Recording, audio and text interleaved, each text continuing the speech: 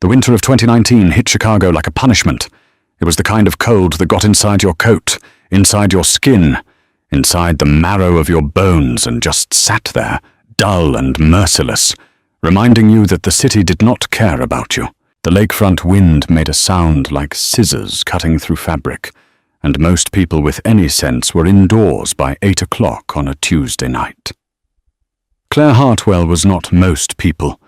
At 31, Claire had the particular kind of exhaustion that belongs only to nurses, a tiredness that doesn't come from laziness, but from caring too much, for too many people, for too many hours in a row.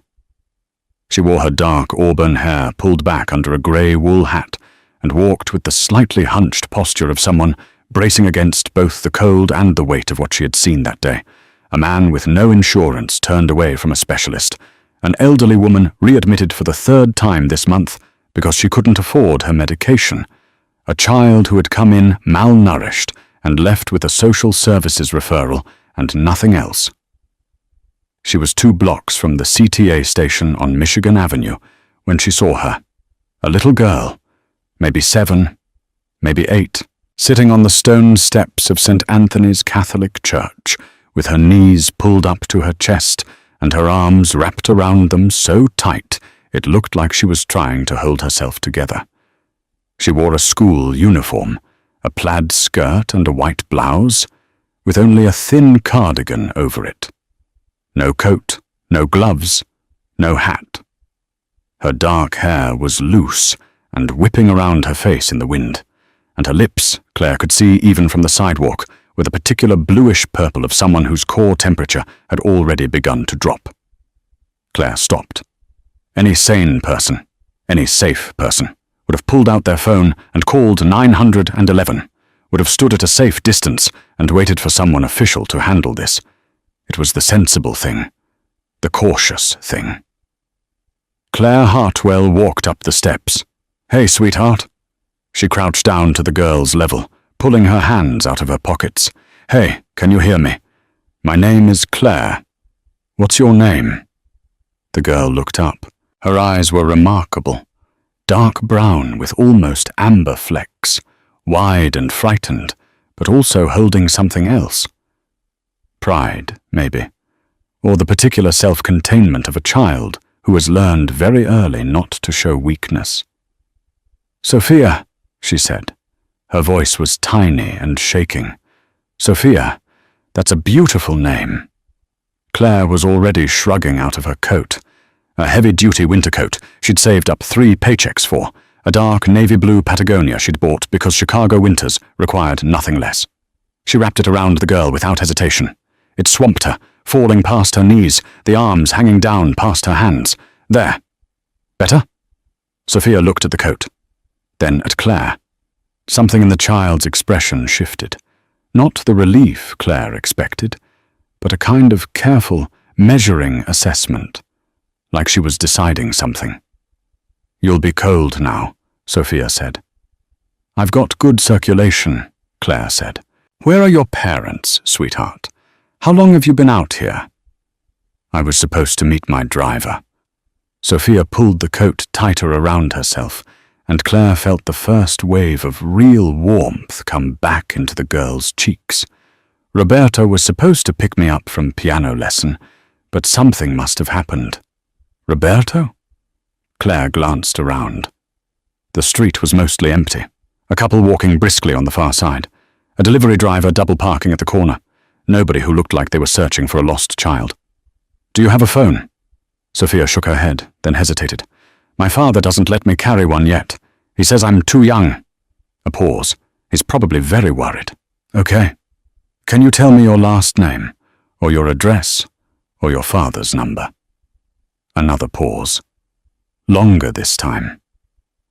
Sophia looked at Claire with those extraordinary eyes, and Claire had the distinct impression that this child was running some kind of internal risk assessment protocol. Then quietly, "My last name is Reyes."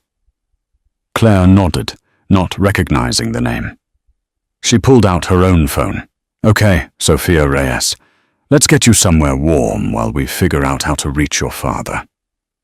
She took the girl to the 24-hour diner on the corner of Michigan and Wacker, Rosie's, the kind of place with vinyl booths and bottomless coffee and a waitress who had seen everything twice over. Claire ordered hot chocolate for Sophia and coffee for herself and wrapped both her hands around her mug because she was, in fact, extremely cold without her coat. Sophia drank the hot chocolate with the focused seriousness of a child who had been raised with good manners and would not abandon them even in a crisis. She sat up straight. She didn't slurp. They had been there about 20 minutes when the diner's glass door swung open and a man came in who immediately changed the temperature of the room. He wasn't the largest man Claire had ever seen. He was maybe 6'2", broad across the shoulders, wearing a black wool overcoat that probably cost more than Claire's monthly rent. But it wasn't his size that shifted something in the air. It was the way he moved, that particular controlled economy of motion that belongs to people who have never had to wonder whether they were the most dangerous person in any given room. He scanned the diner in one sweep, and his eyes landed on Sophia, with an intensity that made Claire involuntarily straighten in her seat. "Papa," Sophia said, and her composure finally cracked. Just at the edges, her voice going soft with relief, the man, Dominic Reyes, crossed the diner in about 4 strides. He crouched down beside the booth, cupped Sophia's face in both hands, and examined her with a thoroughness and tenderness that was completely at odds with everything else about him. He spoke to her quietly in Spanish, too fast for Claire to follow, and Sophia answered him, and then he pulled his daughter into a hug that lasted a long time.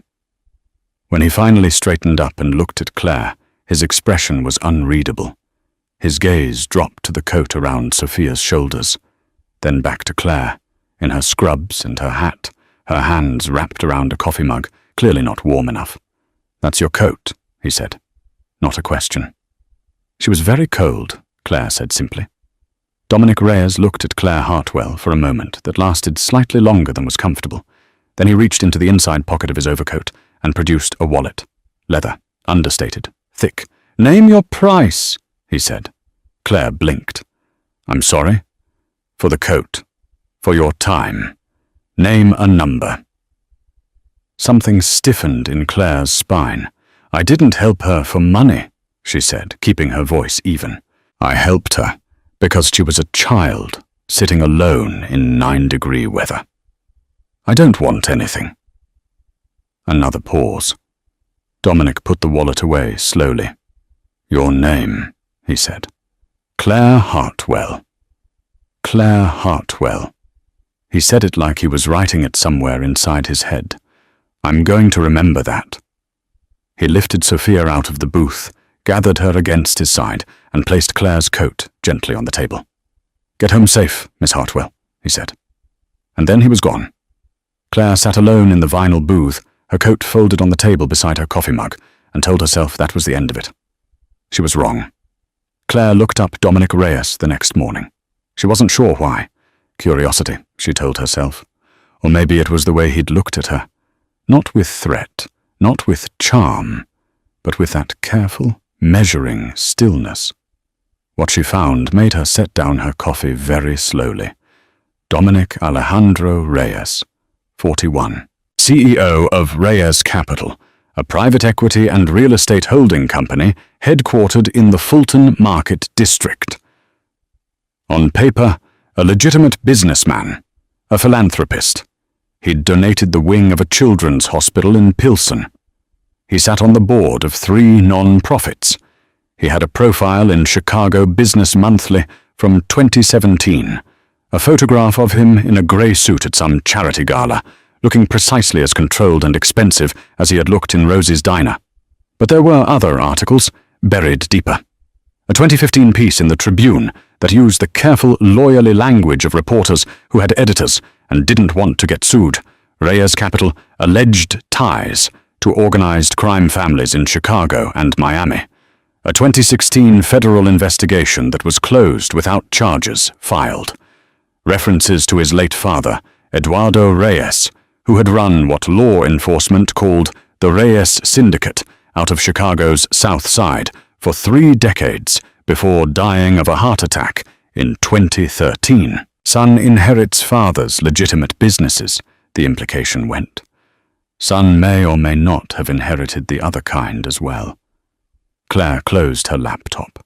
She worked her shift. She did not think about Dominic Reyes. She mostly succeeded at this for about a week. Then the flowers arrived at the hospital. Not a bouquet. An arrangement. The kind that required its own structural support, white peonies and garden roses, and something pale green and feathery that Claire couldn't name, in a vase that probably cost $200 by itself. The card said only, "Thank you for your kindness." Dr. Nora Whitfield, Claire's closest friend and fellow nurse, stood in the break room doorway, staring at the arrangement with her arms crossed and her eyes very wide. "Okay," Nora said. "Who did you save?" "A little girl who was cold," Claire said. "DR," Nora read from the card. "Initials only, man.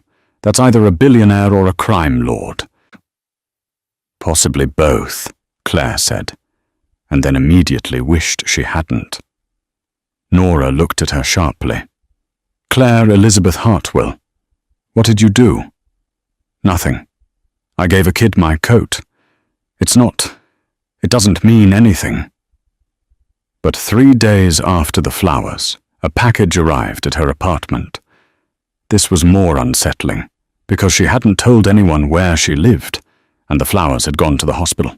The package contained a coat, a replacement for the one she'd lent Sophia. She understood immediately. But it was not a replacement in kind. It was a women's winter coat by Max Mara, camel-colored, probably 4 years of her clothing budget, with a handwritten note tucked in the inside pocket in a firm, neat hand. "You left yours on the table. This is a debt, not a gift. I don't carry debts." Claire stood in her kitchen in her pajamas, holding this coat, and felt simultaneously touched and alarmed and furious. She was touched because the gesture was, underneath all its high-handedness, genuinely thoughtful. She was alarmed because Dominic Reyes had found her home address with apparently no difficulty at all, which told her something about either his resources or the thoroughness of his interest.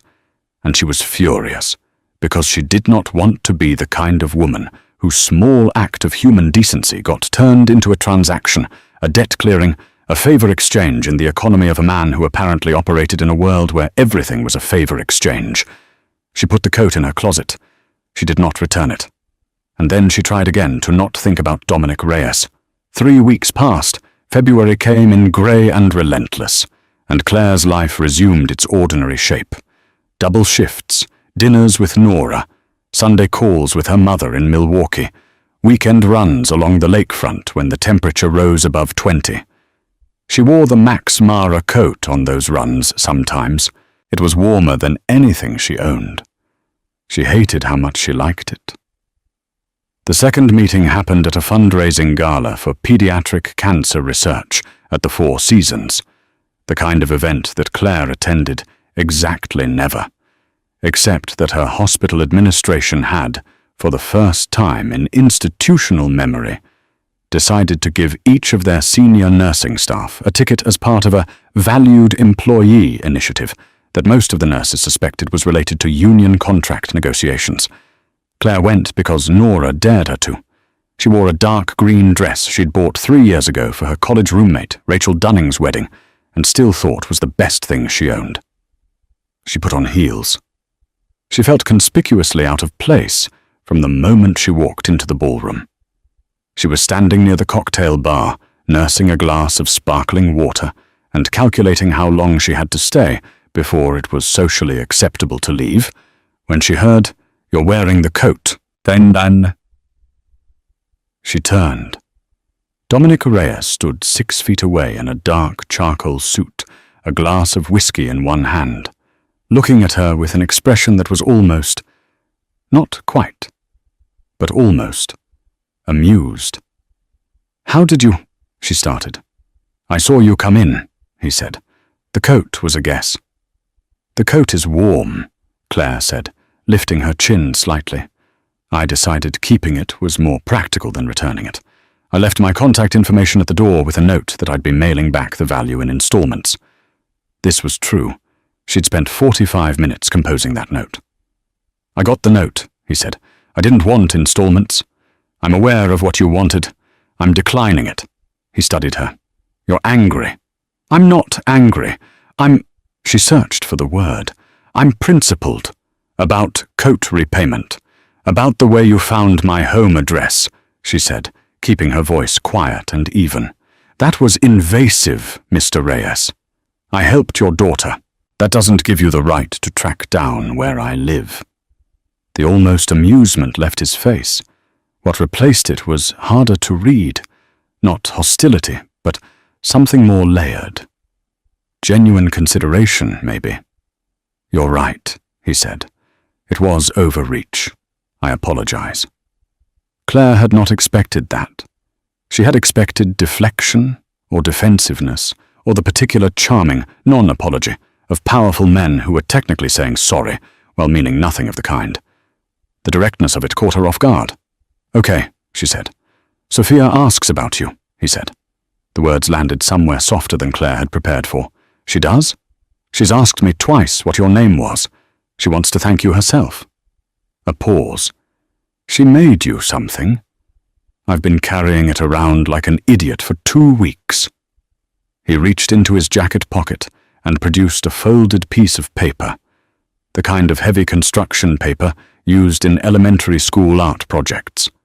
Claire unfolded it. It was a drawing in crayon. A woman with red-orange hair, the approximate color of Claire's, she realized with a pang, wearing a large blue coat, standing next to a smaller figure with dark hair. Below it, in careful, large-lettered handwriting, for the nice lady who was warm, from Sophia. Claire looked at the drawing for a long moment. Then she looked up at Dominic Reyes. She drew this herself. She takes it very seriously, Art, he said. Her teacher says she has real talent. Something shifted in his face when he talked about his daughter. Not soft, exactly, but less armored. Her mother was an artist.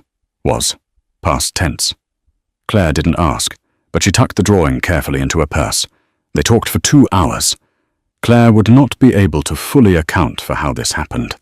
She had intended to leave after 45 minutes, had planned to make polite excuses and retreat, but somehow Dominic steered them to a small table near the edge of the room and brought her a real drink and asked her about her work with a focused, genuine interest that was completely unlike the performative interest most men displayed when they were actually just waiting for their turn to talk.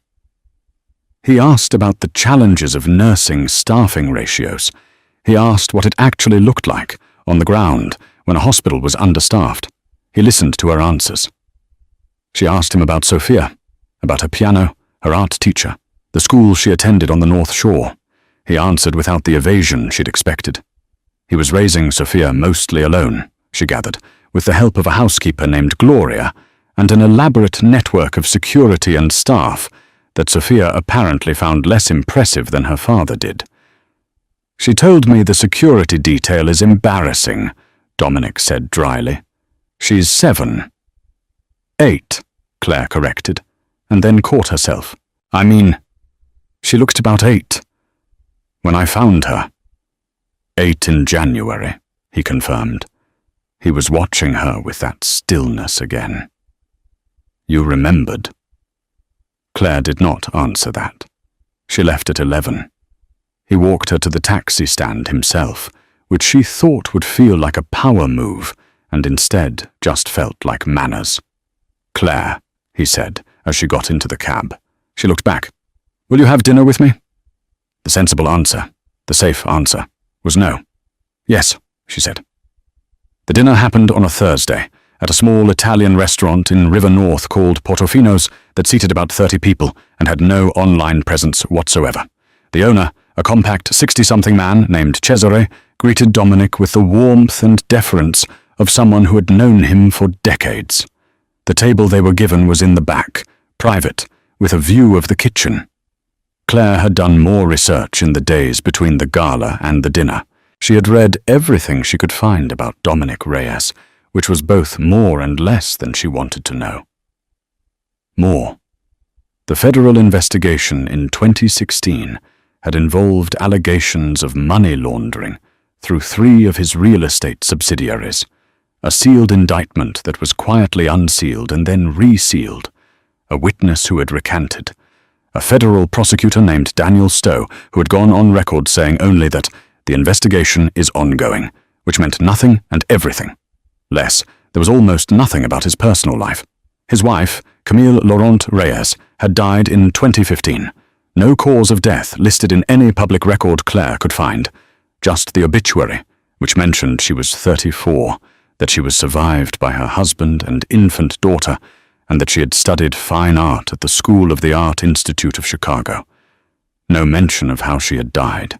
Claire sat across from Dominic Reyes at Portofino's and thought about everything she'd read, and about the drawing in her purse from an 8-year-old girl who called her the nice lady who was warm, and decided she would ask him one direct question and see what he did with it.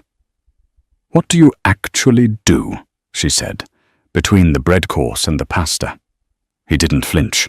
"I manage a portfolio of real estate and private equity holdings that's your LinkedIn summary," she said. "I read it.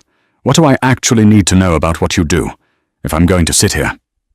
The pause was shorter than she expected. "I inherited a family business," he said. "The legal parts of it are what I run now. The other parts—" He turned his wine glass once, slowly, on the table. "I've been pulling back from for years. It takes longer than people expect. Untangling something that's been built across decades." "Pulling back," she repeated. "I'm not asking you to believe me," he said. "I'm answering the question you actually asked." "Why tell me at all?" "Because you'd find out eventually." He said it simply. "You're not naive, and you're not someone who looks away from things that make her uncomfortable. I've known that since the diner." A pause, and because I'd rather lose this early than later.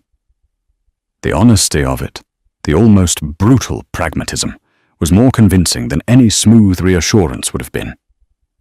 "What happened to your wife?" Claire asked, because she'd decided she was asking everything. The change in his face was subtle and total. Not pain, exactly. More like the particular blankness of someone who has decided not to display pain because displaying it would cost too much. "She was killed," he said. 2015. It was connected to my family's business.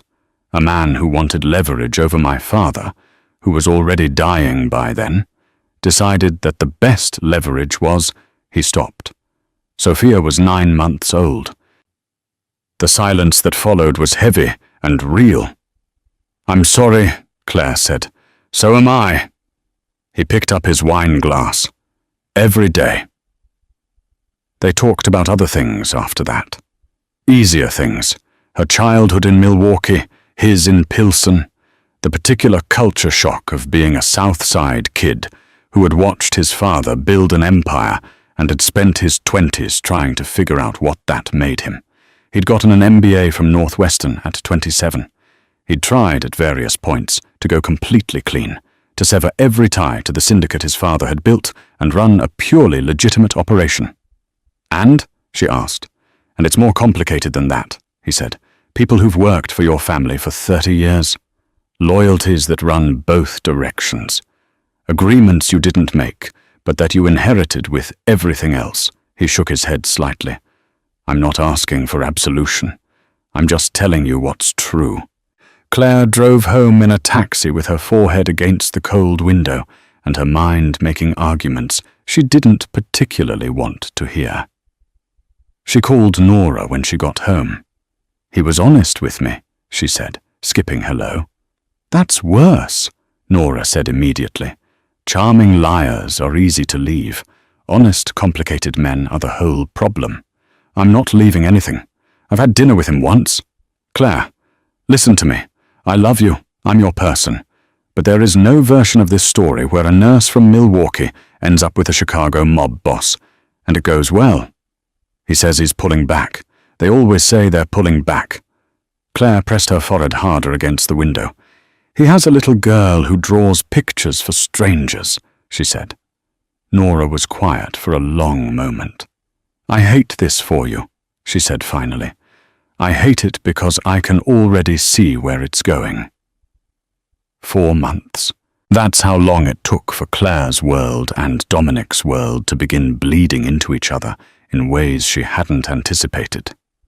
They had settled into something unclassifiable, not casual, not official, but constant. He would call in the evenings when Sophia was in bed. She would sometimes meet them both on Saturday mornings, Sophia's small hand in hers at the Lincoln Park Zoo, Dominic walking beside them with his hands in his coat pockets, and the particular watchful ease of a man who was always aware of every exit. Sophia had accepted Claire's presence with an 8-year-old's uncomplicated pragmatism. Claire was nice. Claire knew the names of all the animals. Claire brought good snacks. That was enough. Roberto Serrano, the driver who had failed to pick Sophia up on that freezing night in November, became a familiar face. He was not what Claire had expected. A round-faced man in his mid-40s with a rumpled quality and kind eyes, who was visibly mortified by the events of that night, and who, Sophia told Claire privately, had been absolutely in enormous trouble for it. Claire suspected this was an understatement. And then in March, Detective Ray Coulter came to see her at the hospital. He was a CPD detective assigned to the Organized Crime Division, a tall man with a close-cropped beard going grey at the edges, and the eyes of someone who had been in the job long enough to stop expecting good outcomes. He asked to speak with her privately, and they sat in a small conference room off the main hallway. "Miss Hartwell," he said, sliding a photograph across the table. "Do you know this man?" It was a surveillance photo of Dominic at what appeared to be a parking garage. He was speaking to 2 men Claire didn't recognize. "I know him," she said carefully. "How well?" "We've had dinner." She kept her voice neutral. "We have a mutual connection through his daughter." Detective Coulter looked at her for a long moment. "Miss Hartwell, I'm going to be straight with you. We have reason to believe that Dominic Reyes is involved in an active federal investigation. We're not here to threaten you or to turn you, but I'd ask you to think carefully about the people you associate with and what that might mean for you professionally and in other respects. Is that a warning?" "It's a suggestion," he said. "Friendly." After he left, Claire sat in the conference room alone for a long time. She called Dominic that evening. "A detective came to see me today," she said. "Ray Coulter, Organized Crime." The pause on the other end of the line lasted exactly 4 seconds. She counted. "I know who he is," Dominic said. "He showed me a photograph of you." "Claire." His voice was different, lower, more careful. "Are you somewhere private?" "My apartment. I'm coming over." "You don't need, I'm coming over," he said again, and the quiet firmness of it was not a threat. It was something else, something that felt, despite everything, like protection. He was at her door within the hour. He sat at her kitchen table and told her more than he probably should have, more than she suspected he had told anyone outside his own organization. The federal investigation was into a money laundering operation he claimed to have inherited from the men who had run the financial side of his father's syndicate, men he was himself trying to document and expose in a deal with the US. Attorney's office. He was cooperating, quietly, in ways that put him in significant personal danger. "You're an informant," Claire said slowly. "I am helping them build a case," he said, "against people who are my father's associates. People who have been stealing from legitimate businesses and using them as a front without my knowledge or consent, and who I now want prosecuted." He held her gaze. "This is why Camila was killed. They thought she had documentation. She did. I have it now." Claire absorbed this. "If anything happens to you," she started. "Nothing will happen to me," he said. "That's an insane thing to say." "I know." A pause. "But Sophia..." He stopped. The armor came back. "Nothing will happen to me," he said again. Claire looked at him across her kitchen table, this careful, dangerous, complicated man who had carried a crayon drawing in his jacket pocket for 2 weeks and who was apparently, in some double-edged way she still couldn't fully see, trying to do something right. "Okay," she said finally, "but you don't get to keep things from me anymore. If we're going to be—" She gestured vaguely. "Whatever this is, no more deciding what I need to know." "That's a dangerous thing to agree to," he said. "Then you can leave," she said simply. He stayed. The call came on a Thursday night in late April. Claire was at home. Dominic was supposed to be at a meeting in the Loop. She'd gotten used to not asking what kind. Her phone rang at 11:15, and the number was Roberto's. "Miss Hartwell." Roberto's voice was tightly controlled in the way of someone suppressing something urgent. "There's been an incident. Mr. Reyes asked me to call you. He's fine. But there's been an incident. Where is he?" "Northwestern Memorial, room 412.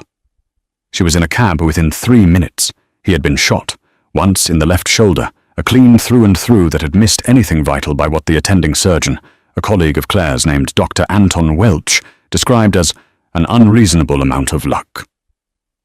He was sitting up in the hospital bed when she arrived, pale and paper-gowned, with his shoulder heavily bandaged and his right hand lying in his lap, and the careful blankness on his face that she'd learned to read as him working very hard not to show pain. Sophia was not there. Sophia had been taken to a safe house, a word that Claire had to consciously not react to, by 2 of Dominic's most trusted people. Claire stood in the doorway of room 412 for a moment, then walked in, pulled a chair to the side of the bed, sat down, and took his right hand in both of hers. "Don't," he said. "Don't what?" "Whatever you're about to say." "I was going to say your color's bad, and you need fluids," she said. "I'm a nurse. This is professional." Something shifted in his expression. He closed his hand around hers. "There were 3 of them," he said. "Outside the parking garage on Monroe, 2 men I recognized from my father's organization, from the group I've been cooperating against. Someone told them." "Someone in the US? Attorney's office? Or someone close to me?" He said it evenly, but she felt the weight of it. "There are very few people who know the details of what I've been doing." "Roberto?" "No." "Absolute certainty. Roberto has been with me since I was 23. He was the one who pulled me out of the situation." She stayed at the hospital until 4 in the morning. She held his hand for most of it, which she told herself was professional. She was a nurse. People needed to be held on to when they were hurt. That was simply physiological fact. At 2:30, when he was half asleep from pain medication, he said, without opening his eyes, "I didn't think anyone would come." "You called me," she said. "Roberto called you. Because you asked him to," she said. "You called me." He didn't answer, but his hand tightened on hers. The federal investigation moved to an accelerated timeline after the shooting. A U.S. attorney named Pamela Greer took over direct management of the case and apparently decided that the situation had become too volatile for continued slow-roll strategy. In the 2 weeks following, there were 6 arrests within the remnants of the Reyes syndicate, men who had been operating under the cover of Reyes Capital's holding company subsidiaries, laundering money through real estate transactions and construction contracts. The Chicago Tribune ran it on the front page. The piece referred to Dominic as a prominent Chicago businessman and a cooperating witness. It was the most accurate thing the Tribune had ever printed about him, Claire thought. Detective Ray Coulter called Claire 2 days after the arrests. "Miss Hartwell," he said, "I owe you an apology for implying what I implied in that meeting. You implied I should stay away from a man you were using to build your case," she said, "which I suppose was complicated." "Something like that," he said. "For what it's worth, what he did took a particular kind of courage. Took him about 5 years to get to a place where he trusted us enough to do it, and the people he helped us take down were responsible for things that I'm not going to describe to you over the phone. A pause. Anyway, I thought you should hear it. After she hung up, Claire sat at her kitchen table and thought about a little girl in a thin cardigan on the steps of a church in 9-degree weather. She thought about the invisible thread that had made her stop. She thought about what it means to be warm, really warm, not just in body, but in a way that reaches other people, that costs you something, that changes things. She thought about what a coincidence it was, except it wasn't quite, was it? She called Dominic. "Tell me something," she said. "Sophia, that night at St. Anthony's, Roberto was supposed to pick her up." "Yes." "He didn't." "He was detained," Dominic said. "There was a situation that required his attention. He was 20 minutes late. I've never forgiven him." "Has he ever been late before?" A pause. "No." "Has he been late since?" "No." "Dominic," she said, "the night I found your daughter, was that entirely an accident?" The silence on the line was very long. "Sophia was never in real danger," he said finally. "She was 20 feet from the church door. Father Dennis knows her. She would have gone inside the moment she was truly uncomfortable. I would never—" "But someone was watching," Claire said. "Someone from your team was watching." Another pause. "There was a man across the street, and you were told about me. I was given a description, and then you had me investigated. A basic background check. Before you came to the diner." "Yes?" Claire took a breath. "So you knew, when you walked into Rosie's diner, that I was a nurse at Cook County Hospital with no criminal record and no ties to any of your people. You knew I was safe." "Yes." "Why?" she asked. The word came out quieter than she intended. The longest pause yet. "Because Sophia had been asking about getting a dog," Dominic said, and Claire laughed, a short, involuntary sound, because of all the things she'd expected him to say. Not because of that. Because— He stopped. Started again. "I haven't trusted many people in my life. I don't have— There's very few people I can trust with Sophia. Not romantically. Not that. Just someone outside. Someone normal. Someone who would—" He trailed off. "Someone warm," Claire said softly. "Yes," he said, and then it turned into something else. "Yes." A pause. "I didn't expect that. That wasn't the intention." "I know," she said. She believed him, mostly because the thing she'd learned over these months was that Dominic Reyes was many things, guarded, careful, carrying more weight than anyone should. But he was not the kind of man who manufactured emotion. When he felt something, it cost him. When he showed it, it cost him more. "I'm not angry," she said. "I need you to know that I'm not angry. But I need you to also know that you don't get to manage me. Not ever again." "I know that," he said. "Do you?" "I know it now," he said. And then, quieter, "I'm sorry, Claire." The summer that followed was the strangest and most luminous of Claire Hartwell's life. She was 32. She had spent most of her adult life being practical, careful, good. She had chosen nursing because she wanted to matter to people. She had dated men who were safe and straightforward and left her politely, eventually because she was too busy or too independent or too something they couldn't quite name.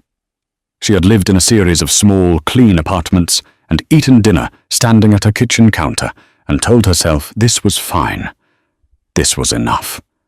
It was not, she realized, enough. Sophia's school let out in June, and she spent the summer between her father's houses in Chicago and a lake house in Door County, Wisconsin, that had been in the Reyes family for 40 years. Claire visited twice, the second time for a full week, at Sophia's specific and pressing request. She slept in a guest room with a view of the water and woke up to Sophia appearing at her door at 7 a.m., with the focused intention of someone who had a full schedule of activities planned and was not going to be delayed. They painted watercolors on the dock. Sophia was, as her teacher had said, genuinely talented. She had Camille's eye, Dominic said, watching them from the porch steps with his coffee, and Claire could hear in the way he said it that it was both a grief and a gift. One evening, when Sophia was in bed and they were sitting on the dock with the last of the sunset turning the lake orange, Dominic told Claire about Camille. Really told her, not the careful, edited version from the restaurant. He told her how they'd met at a gallery opening when he was 29 and Camille was 26, how she'd been the first person who'd made him feel like himself outside of the world he'd grown up in, how she'd known what his family was, and had loved him anyway with the particular kind of clear-eyed love that doesn't require the other person to be something different, how she had been killed by men who wanted to send his father a message, who had taken her from a parking lot on a Tuesday afternoon in February, who had underestimated what Eduardo Reyes's son would do when he finally had enough. "When did you decide to cooperate with the government?" Claire asked. "The day after her funeral," he said. "I wasn't ready yet. I was too angry, and angry people make mistakes.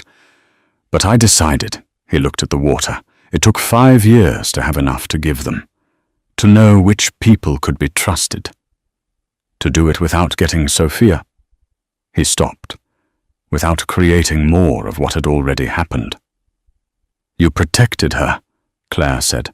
"I tried." He was quiet for a moment. "It's not nothing what you did that night. I know I engineered it. I know that's not—" He shook his head. "But you still stopped.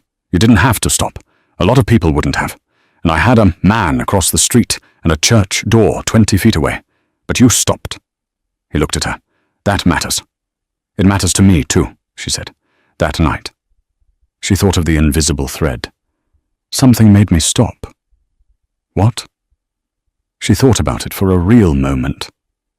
"She looked cold," she said finally. "And cold people need someone to stop." He turned toward her on the dock, and the lake light caught his face, and Claire thought, "This is not the life I planned. This is not the careful, practical life I constructed for myself. This is something else entirely. Larger and stranger and more frightening and more real." He kissed her for the first time on that dock, with the water dark beneath them and the Wisconsin sky enormous overhead, and Sophia asleep in the lake house behind them, and the summer insects making their enormous noise, and Claire thought, "There it is. There is the thing I've been living around the edges of for 8 months. The arrests from the federal case played out through the fall. 3 men were convicted at trial. 2 others pleaded guilty in exchange for reduced sentences. The U.S. Attorney's Office issued a statement praising the cooperation of an unnamed individual whose assistance had been essential to the prosecution. The Tribune ran a follow-up piece, and this time Dominic's name appeared in it only as a CEO responding to questions about the impact on his legitimate businesses, which were, by all accounts, entirely clean. Detective Ray Coulter retired from the CPD in October. He sent Dominic a bottle of very good whiskey. Dominic sent him back one that was better, because he was constitutionally incapable of not having the last word in a gesture, and Claire teased him about this for 3 days. Nora Whitfield, who had been saying, "I told you so," for approximately 9 months by this point, met Dominic for the first time at Claire's birthday dinner in November, and spent the first 20 minutes of the evening visibly taking his measure. Then she said very directly, "If you hurt her, I will be creative about it." Dominic met her eyes without blinking. "Understood," he said. Nora looked at Claire afterward and shrugged one shoulder. "Okay," she said, "he'll do." Sophia, for her part, had opinions. She expressed them one Sunday in October, while she and Claire were making cookies in the kitchen of the Lakeview house. A domestically elaborate project that had been entirely Sophia's idea, and that involved an amount of flour that Claire was fairly certain was structural. And she said, without looking up from the dough, "Are you going to stay?" Claire's hand stilled on the rolling pin. "What do you mean, sweetheart?" "I mean, are you going to stay?" Sophia looked up then, with those dark, amber-flecked eyes that were so much her father's, and also entirely her own. "A lot of people leave, Because of my dad. Because of what our family is. Or was. She turned back to the dough. I just want to know so I can plan. The practical 8-year-old calculus of it broke Claire's heart a little, in the kindest possible way. I'm not a leaver, Claire said. How do you know? Because I stopped on a cold night in November, when it would have been easier not to, she said. I've been stopping ever since. She put her hand over Sophia's on the dough. I'm not going anywhere. Sophia was quiet for a moment. Then she nodded, with the gravity of someone filing away an important piece of information. Okay, she said. You can have the first cookie when they're done. Thank you, Claire said. That's very generous. The biggest one, Sophia clarified, because you were nice when I was cold. Claire laughed. The full, real kind, the kind that starts in the chest, and the kitchen smelled like butter and sugar and the particular warmth of a life that had rebuilt itself around a single, simple act of human decency. Dominic appeared in the kitchen doorway at this point, having apparently heard the laugh from the hallway, and stood looking at the two of them at the flour-covered counter, with an expression that Claire would spend a long time afterward trying to properly describe. Relief, maybe. Or something bigger than relief. The look of a man who had spent years carrying grief and caution and the particular isolation of being someone no one could fully reach, and who had found himself, through the most unlikely of chains of events, a late driver, a freezing night, a woman who stopped, inside something he had not let himself believe was still available to him. Love, probably. Just that. 2 years later.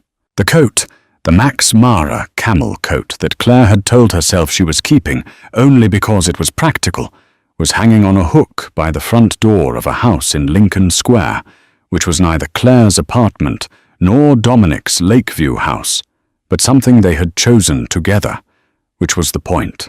Sophia was 10 now, and in the fierce middle of a photography phase that had replaced the watercolor phase but had not, her art teacher was pleased to report, replaced the underlying talent. She had recently taken a series of portraits of Claire, close-up, technically better than most 10-year-olds had any right to produce, which were printed and hanging in the upstairs hallway.